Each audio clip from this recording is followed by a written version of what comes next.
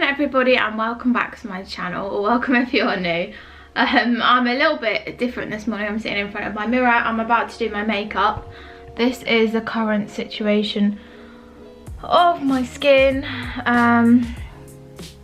Yeah, I mean, it's not looking great, is it?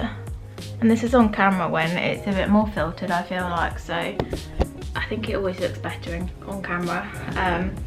But yeah, today's the day that I feel like today's the day that starts my actual skin journey that I know is going to work, because I am going to make a video about me being on antibiotics and all the other things that I've tried, which obviously haven't worked. But today I get my contraceptive implant, which they won't let you have Accutane unless you have, as a woman, if you have long acting form of contraception. I think you have to use 2 methods, because to go on Accutane it can cause like severe birth defects. Obviously they want to make sure that there's as minimum chance of you getting pregnant as possible while you're on the drug, because it's quite a serious drug.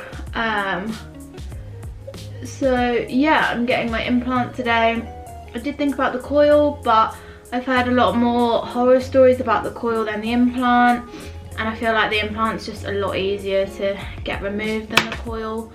I feel like the coil's in such an awkward place, isn't it? Yeah, I just heard bad side effects, like your period getting heavier and more painful, which I don't want because mine are just so painful already. With the implant is the same hormone as the pill that I'm currently on. I mean, I've only been on it for 3 weeks, but I used to be on it like previously and I had no periods at all with it, so I'm hoping that it's gonna go the same way, to be honest. So, which will be quite nice, because if we do end up going on holiday this year in Florida, I'm not gonna be like having to have a day where I don't go to the parks because I'm in so much pain, so that'll be quite nice. And I haven't heard anything from the hospital yet. I got a letter through to say I can ring them if it's after the 20th of January, which it is. It's the 26th today, so I'll probably give them a ring this afternoon as well. And I need to do a Tesco shops today as well, because we couldn't book a click and collect slot unless it was like 9 o'clock at night, and we just hate going that late. We normally go between like 7 and 8. Or 8 and 9 at a push. Yeah, I just thought I'd take you along, let you know what my thoughts are. I don't think I'll be able to film in there, but who knows, we will see. And I'll show you sort of straight after what it looks like and things like that, just so if you're thinking of getting it, you can kind of know what to expect, etc. But yeah, my skin's really sore and painful again, so hopefully I won't have to wait too long, although apparently NHS waits for dermatology appointments can be anything between like 6 months and a year, which is just disgusting. Obviously I can appreciate with COVID and stuff going on, but I'm kind of hoping because of COVID the waiting list is going to be shorter, because maybe not as many people would have gone to the doctors to get referred. I don't know, but we'll see. But yeah, I will catch up with you sort of when I'm at the car park, so it's kind of scary. So I don't know if you can hear me, but I'm now walking to my appointment, feeling very, very nervous right now. Don't know what to expect, so I'll see you when we've had it done. So I've just come out of my appointment and I feel so much better. I don't know what I had to worry about. My initial thoughts are I have something in my arm now, which I feel weird, but I've got local anaesthetic in my arm, so it's not actually painful or anything. But when we go home, when I get home, I'll just go through all of the processes and everything like that, so I'll see you when I get home. So hello everybody, I'm back at home now. As you can probably tell, I've just got in my cozies. I went to the Tesco's. I went into Tesco's and did my weekly shop, and I just finished watching The Circle, but I thought I would come back on here and let you know sort of what to expect if you're thinking of getting this done, or maybe you have had it done, as I know my friends have got the implant as well, or some of them have, and they had sort of a different experience to what I had. So here in Norfolk, which is where I live, my doctor's surgery does not administer, oh my god, sorry, I'm oh, I've just got a pain in my arm. Yeah, so my doctor does not like administer long-acting contraceptions apart from the depot shot, I think it's called, which is basically an injection. But if you want to have the implant, which is called the nexplanon, then you have to go to a place called iCash, which is basically like, I think it's like a family planning and sexual health clinic in Norfolk. But yeah, if you want the implant or the coil, you have to go there to get them fitted, as I guess they're like specialists, and it's not something that the nurses and doctors at my surgery are trained to do, I guess. I know it's the same for some other counties as well, or I guess it just depends on your doctor's surgery. But I guess at least going there, the people do it all day every day, whereas if you go to your doctor, then they might only do it every so often. So yeah, but basically I think because of COVID, I had 2 appointments. So I had a first one on the telephone, and then the second one was actually going to have it done. The first one, they basically just go through like history. Do you have migraines?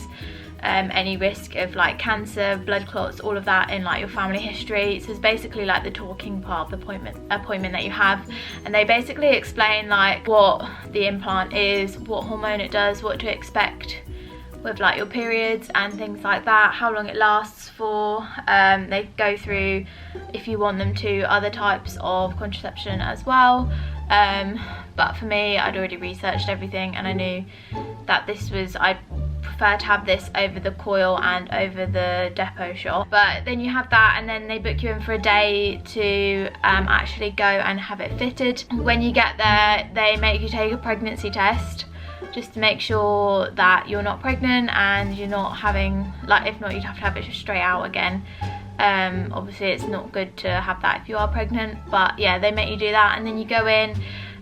The lady was really nice. I had 2 people in my appointment, as she was like teaching another lady. I think she was like some lady that goes up and down the country and like teaches the different iCash clinics on how to administer them, because she just said, are you happy, etc, etc. And they basically go through kind of like security questions, your date of birth, etc.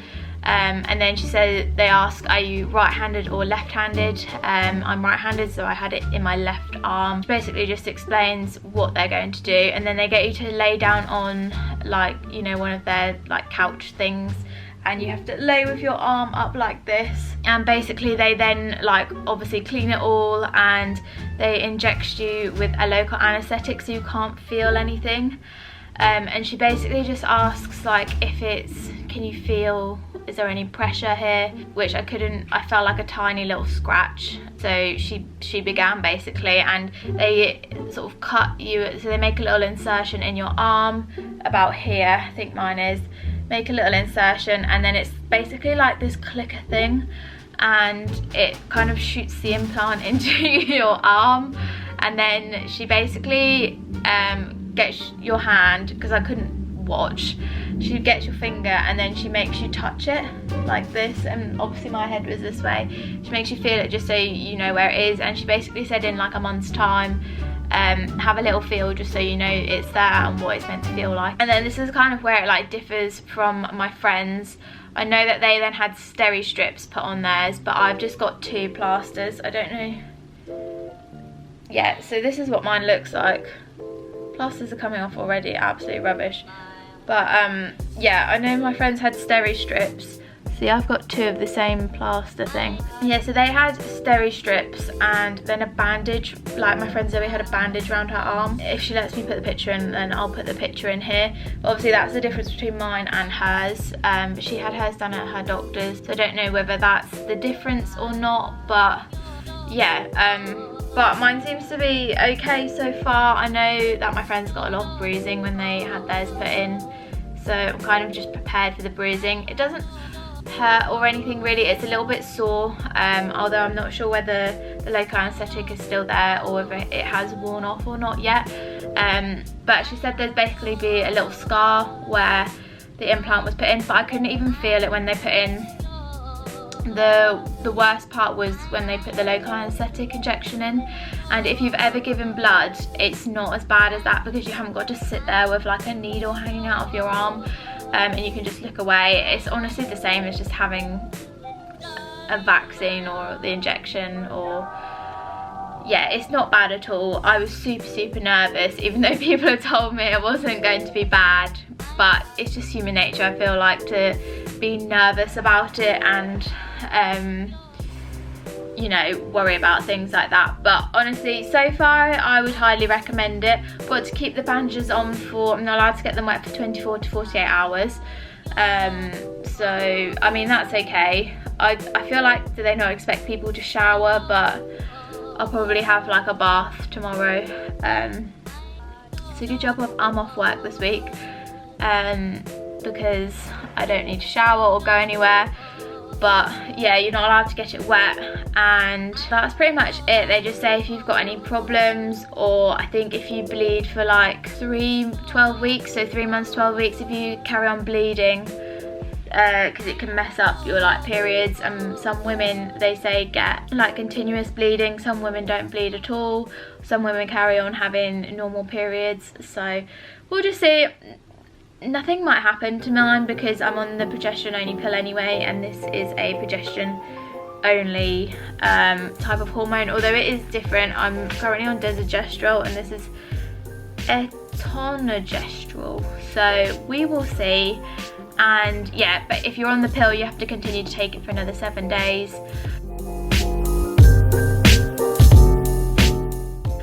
But I'm excited because I've now been referred across to the hospital, so hopefully I can get Accutane, or I mean, I don't think there's anything else because I've tried all of the antibiotics. I've tried erythromycin, I've tried doxycycline, I've tried isotretinoin gel, so I've tried basically like a gel form of Accutane, which did help, but obviously it didn't fix it internally, it just got rid of it on the skin. I've tried Zinarette, which is a topical retinoid. I've tried 2 other things. I've tried Duac. So there's 2 different percentages you can try on that one, slightly stronger than the other. Tried both of them, and the only thing with Duac, it literally just stains everything and bleaches it, so I have ruined my towels no matter how careful I've been. Been trying to wash my face with flannels instead of like in the shower to scrub it off, so when I like pat my face dry with my towel, I haven't got anything left, but I think it just comes off like, I don't know, it's just a bit annoying. And I tried another gel as well, which was like Duac, it stained everything, but I can't remember what that one was called, but I didn't think that was very good. But I mean, everybody's skin is different. My acne is hormonal acne, and then the last month I went back on the pill just before I got the implant, so they could refer me to dermatology. And yeah, I don't have the worst skin in the world, but it is starting to scar now, and it's painful, and it's just taken a toll on my life really. I just don't want to have to wear makeup or be down, or it to be painful. The painfulness is the worst part of it. It will all go away soon, and then once my skin's cleared up, I can have my implant taken out again. Hopefully I won't break out.